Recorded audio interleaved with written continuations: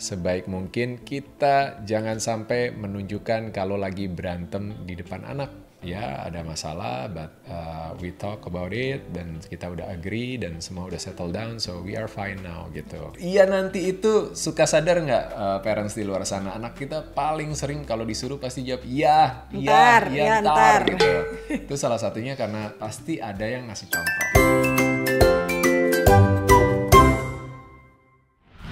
Teman Dede, ketemu lagi di Ngode, ngobrol lebih dekat bareng Darius Dona. Nah, sebelum kita bahas tema hari ini, aku ingin mengucapkan terima kasih buat semua yang sudah selalu support keluarga Desinatria, doain anak-anak Leo dan Diego yang terbaik, dan juga banyak juga yang kasih komentar, kok anak-anaknya bisa sih seramah itu, kayaknya akur, terus juga soft spoken katanya gitu.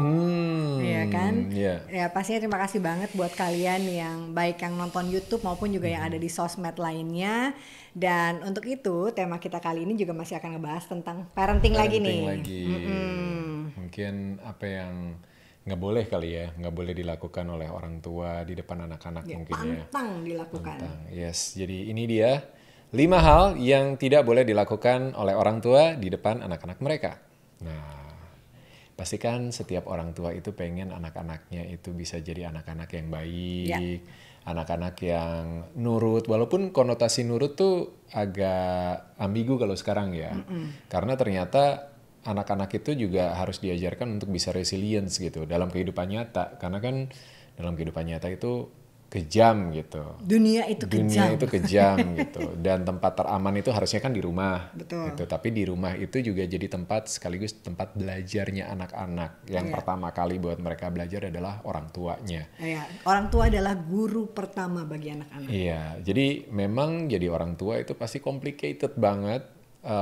Banyak sekali teori, banyak sekali ajaran-ajaran yang bisa kita petik, kita pelajari, tapi dalam prakteknya semuanya butuh penyesuaian. Karena balik lagi, setiap individu itu adalah individu yang utuh, setiap anak-anak itu punya keunikannya tersendiri. Termasuk keluarga juga unik. Iya, dan itu yang akhirnya membentuk. Jadi keluarganya juga, tiap keluarga juga unik gitu. Karena tersusun dari individu-individu yang berbeda dan unik gitu ya. Jadi memang suka nggak suka, orang tua punya tugas, tanggung jawab, dan harus selalu berperan dalam pertumbuhan anak-anaknya. Iya. Nah, supaya kita bisa jadi orang tua yang baik, orang tua yang akhirnya punya anak-anak yang juga baik gitu ya. Jadi panutan lah. Kira-kira gimana sih? Gitu ya.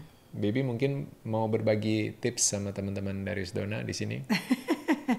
Iya, tapi yang pasti kalau kita bicara soal orang tua sebagai contoh utama atau guru utama yang mengajarkan anak-anak atau panutan dari anak-anak itu, memang kita sebagai orang tua harus bisa atau mampu menjaga baik perkataan maupun perilaku kita di depan anak-anak. Yes, ya, karena anak-anak tuh copycat terbaik ya. Jadi peniru yang ulung. Mereka akan melihat apa yang ada di depan mereka dan biasanya adalah orang tuanya, dan mereka akan meniru dan lebih kejam. Jadi ini dia 5 hal yang pantang dilakukan oleh orang tua di depan anak-anaknya. Yang pertama, jangan bertengkar di depan anak. Setiap orang tua, setiap pasangan itu pasti punya masalahnya. Betul. Dan yang harus kita sadari, harus kita jaga sebaik mungkin, kita jangan sampai menunjukkan kalau lagi berantem di depan anak. Karena itu akan mempengaruhi kondisi mental mereka. Apalagi kalau berantemnya itu sampai mengucapkan kata-kata yang tidak pantas, menghina, merendahkan. Itu anak-anak dengan otomatis akan langsung tertanam dalam dirinya bahwa itu hal yang biasa, dan dia akan memperlakukan hal yang sama terhadap orang tuanya. Atau orang lain gitu. Nah, ini juga buat bapak-bapak khususnya, kalau misalnya lagi marah sama istrinya, jangan merendahkan istrinya. Ya, begitupun istri juga nggak boleh sebenarnya, sebaliknya gitu. Karena kalau sampai anaknya dengar, apalagi sampai lihat terjadi di depan mata mereka, dengan sangat mudah mereka akan memperlakukan hal yang sama, akan merendahkan salah satu di antara orang tuanya. Atau bahkan sesama saudara gitu ya. Dan itu bukan hanya dalam perkataan, tapi juga dalam perbuatan, misalnya dengan melakukan kekerasan fisik. Apalagi kalau kekerasan fisik itu bahkan bisa menimbulkan trauma pada psikis anak, sehingga anak merasa tidak aman, merasa mudah cemas, anxiety salah satunya ya. Trauma emosional ini bisa merusak kepercayaan anak terhadap orang tuanya. Iya, bahkan anak-anak juga bisa mengalami yang namanya ketakutan dan bisa saja juga mereka melakukan perilaku agresif itu di dalam dan di luar rumah. Iya, dan bisa tertanam dalam otak mereka bahwa kekerasan verbal ataupun fisik itu adalah cara yang normal untuk berkomunikasi dalam situasi konflik. Nah, ini toksik banget pastinya ya, harus dihindari. Selain itu juga yang tadi aku udah bilang ya, kalau merendahkan itu udah pasti. Nah, kadang yang kita suka nggak sadar mengkritik gitu, atau menyalah-nyalahkan pasangan di depan anak itu juga kalau bisa harus dihindari. Biasanya mungkin nggak sadar gitu ya, lagi berkonflik, lagi beda atau berargumen gitu. Tapi akhirnya jadi mengkritisi pasangan, tapi ada anak di situ. Ini bisa menyebabkan anak itu kehilangan rasa hormat terhadap orang tuanya, atau bahkan bingung bagaimana harus bersikap dalam sebuah hubungan. Iya, jadi buat aku sama Darius sendiri, kalau kita berkonflik atau punya masalah, kita selesaikan berdua di kamar tertutup tanpa didengar. Kalau bisa jangan sampai didengar oleh sama anak-anak. Iya, mungkin anak-anak tahu kalau papa mamanya lagi ada masalah nih, lagi berantem karena gitu ya. Diem-dieman gitu, Atau biasanya. wajah orang tuanya berubah nih gitu kan. Tapi mereka nggak tahu apa yang terjadi gitu. Dan setelah itu biasanya harus dikasih penjelasan juga gitu bahwa ya ada masalah, but we talk about it dan kita udah agree dan semua udah settle down, so we are fine now gitu. Ya apalagi kalau anak-anaknya udah kayak anak-anak kita udah remaja.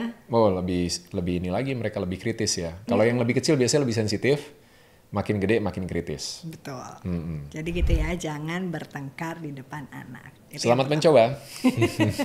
Yang kedua, jangan membanding-bandingkan anak dengan orang lain, apalagi sama saudara kandungnya sendiri. Masih ada nggak parents di luar sana yang suka banding-bandingin kakak sama adiknya atau sebaliknya? Coba dikoreksi supaya nggak jadi kebiasaan. Karena setiap anak itu istimewa. Setiap anak itu harus kita hargai dengan sama, harus kita cintai dengan sama.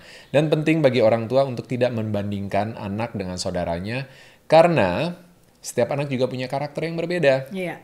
Punya keistimewaan yang berbeda. Membandingkan mereka itu dapat merusak rasa percaya diri dan menumbuhkan sikap individualistis pada sang anak. Alih-alih jadi motivasi, kan harapannya kadang gitu ya. Orang tua tuh pengennya, kamu kayak kakak dong. Pinter di sekolah, belajarnya rajin, nilainya nggak pernah jelek gitu. Pengennya adiknya termotivasi supaya bisa serajin, sepinter kakaknya, nilainya sama bagusnya gitu. Lebih baik orang tua fokus pada pencapaian dan usaha anak tersebut dan sekaligus hadir untuk membantu membangun hubungan yang positif serta mendorong kemandirian dan keseimbangan emosional sang anak. Iya, gitu. Gimana pun usaha sekecil apapun dari anak-anak kita harus kita hargai.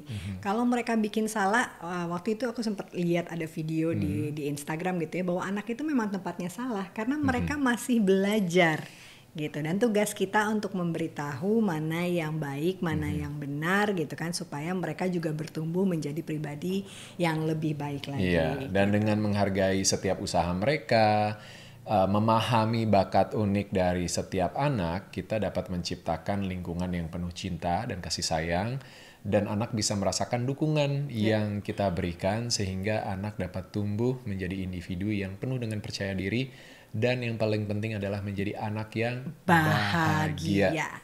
Yes. Yang ketiga, jangan pernah mengabaikan dan merendahkan anak kita. Ya, mengabaikan itu bisa mulai dari perasaannya, terus kebutuhannya gitu, atau bahkan merendahkan mereka dengan kata-kata yang tidak kasar. Pantas, yang kasar bahkan menghina gitu. Mengabaikan itu termasuk ketika anak mencoba berinteraksi dengan kita tetap sibuk dengan aktivitas kita. Kita menjawab pertanyaan mereka tanpa melihat ke mata mereka. Itu anak bisa sangat sensitif untuk merasa terabaikan. Anak-anak itu perlu untuk mendapatkan perhatian, perlu untuk merasa dihargai dan dicintai secara utuh oleh orang tuanya. Supaya mereka apa? Supaya mereka bisa berkembang dengan baik secara emosional. Betul. Interaksi itu, perhatian yang kita berikan ke mereka itu menjadi vibrasi yang benar-benar menyentuh ke dalam diri anak ya. Dan anak-anak itu akan sangat sensitif untuk merasa tidak dihargai, merasa dipandang rendah, disepelekan oleh orang tuanya. Sehingga pada akhirnya mereka itu akan tumbuh dengan perasaan yang tidak berharga, kurang percaya diri udah pasti, dan ketika Sulit. mereka dewasa nanti sulit untuk mencapai hal-hal besar dalam hidup mereka. Ya, mereka akan selalu dalam lingkaran yang mereka merasa sulit untuk keluar dari itu karena mereka udah terlanjur merasa rendah diri, mereka nggak bisa mencapai apapun, mereka nggak mendapatkan support yang cukup untuk bisa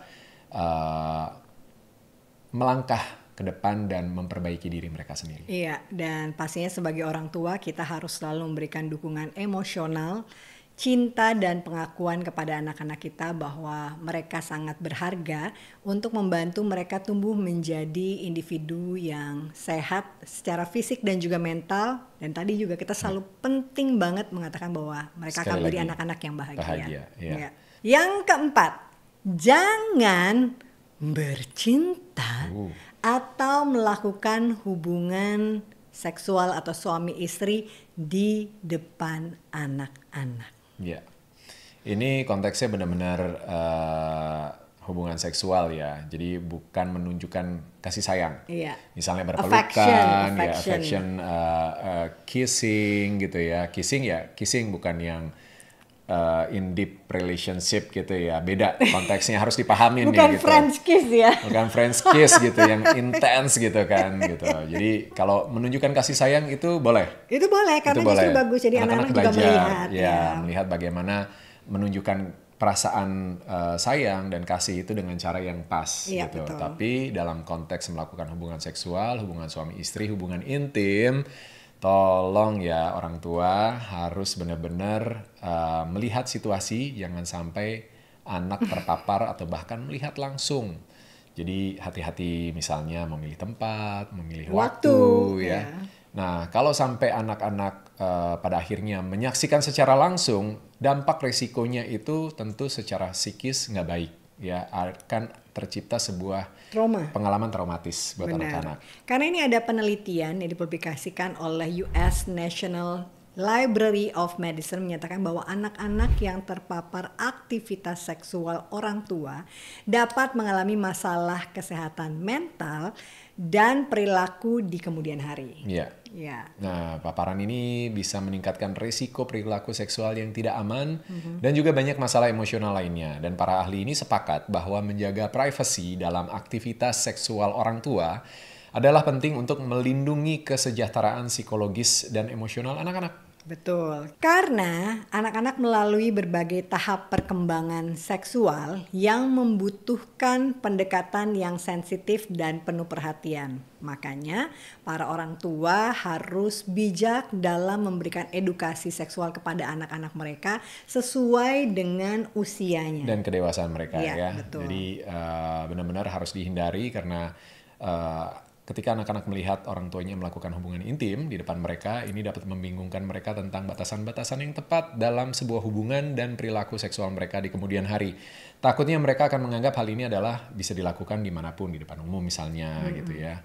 Jadi memang harus sangat berhati-hati para parents di luar sana, oke? Dan yang terakhir, jangan melakukan kebiasaan buruk di depan anak. Nah, banyak banget ini kebiasaan-kebiasaan buruk yang kalau sudah dijadikan kebiasaan, habit, nggak disadari bahwa itu buruk atau enggak gitu. Atau disadari tapi udah nggak peduli. Nah, misalnya yang paling mudah berbohong depan anak. Bohong, ya. Ya kan? Walaupun mungkin nanti anak ketika udah dalam rentang usia tertentu harus kita ajarin white lies. Oh gitu. Ya, supaya mereka tahu bahwa dalam kehidupan nyata itu ada yang orang berbohong dengan Demi alasan kebaikan. Gitu. Sebenarnya bentuk paling softnya itu diplomasi kan, berdiplomasi bahwa kita nggak setuju tapi demi kebaikan bersama, demi menghindari konflik maka kita berkompromi gitu. Ada caranya untuk diplomasi. Agree tapi, to disagree. Yes, tapi bukan berbohong dan itu ada fase usianya ya. Lalu minum-minuman keras misalnya, sampai mabok-mabokan. Mabuk-mabukan ya. Terus merokok, ya, mengkonsumsi Obat-obatan terlarang. terlarang itu udah pasti jangan, karena secara undang-undang juga nggak boleh, ya. Jangan melakukan hal-hal tersebut di depan anak-anak. Iya. Malas itu salah satu juga yang nggak boleh dilakukan, dicontohkan, ya kan. Misalnya kebiasaan buruk. istrinya minta tolong, Pak tolong dong beliin minyak di warung, ya ntar, sambil main game, atau ya ntar sambil mancing. Mancing keributan gitu. Iya nanti gitu. Iya nanti itu suka sadar nggak parents di luar sana? Anak kita paling sering kalau disuruh pasti jawab iya, ntar gitu. Itu salah satunya karena pasti ada yang ngasih contoh. Tanpa dicontohin seperti itu pun anak-anak sebenarnya udah punya kecenderungan kan menunda-nunda gitu. Dan aku dulu waktu kecil suka diajarin. Salah satu dosa terbesar apa? Malas. Oh iya. Ya, malas itu dosa terbesar karena dari malas itu akibatnya domino efeknya itu bisa gede banget kemana-mana gitu. Jadi kita harus jadi memberikan contoh yang baik dan malas itu adalah salah satu contoh yang kurang baik ya. Iya, tapi karena kalau paling nggak enak tuh ketika anak-anak misalnya kita minta tolong apa atau kita melakukan apa, enggak apa misalnya itu entar gitu.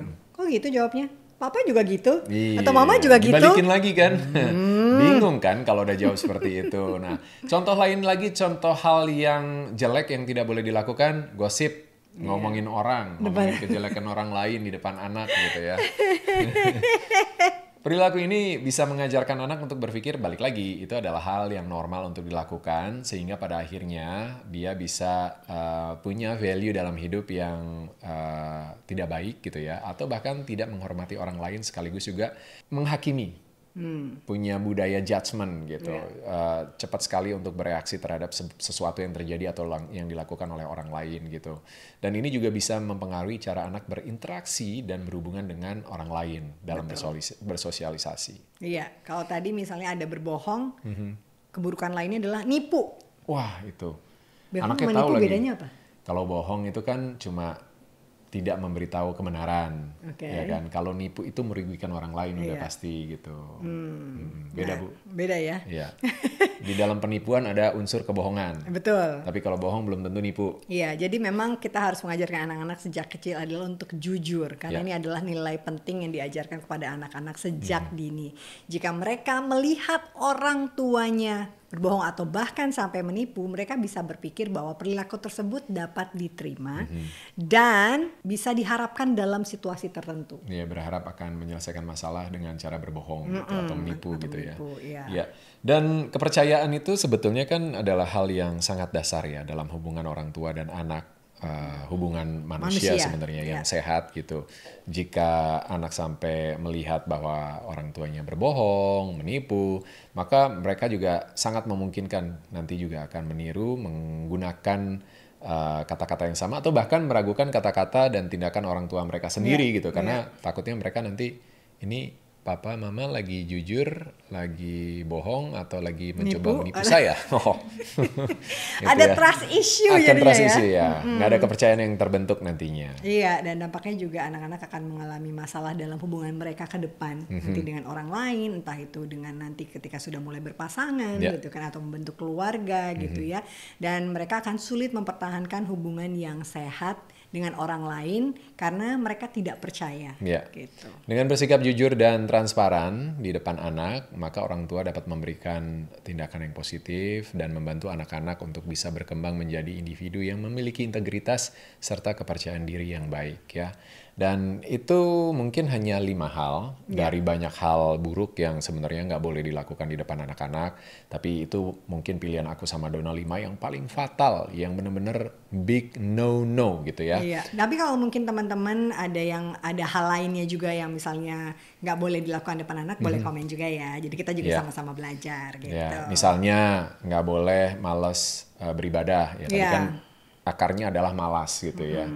Itu. Nah, intinya sebagai orang tua, apapun itu kita harus benar-benar bijak dalam berperilaku bertutur kata dan bertindak pastinya di depan anak-anak kita, karena tindakan ini akan sangat berdampak terhadap perkembangan emosi, mental, dan sosial anak-anak kita di masa depan nanti. Ya, bagaimanapun orang tua perlu memberikan contoh yang baik dan menciptakan lingkungan yang aman, penuh cinta, dan mendukung untuk membantu perkembangan anak-anak untuk mereka bisa menjadi individu yang sehat, bahagia, dan berintegritas. Yes, karena bertengkar dengan kasih sayang, berbicara dengan kejujuran, dan bertindak dengan integritas adalah cara terbaik untuk mendidik anak-anak kita.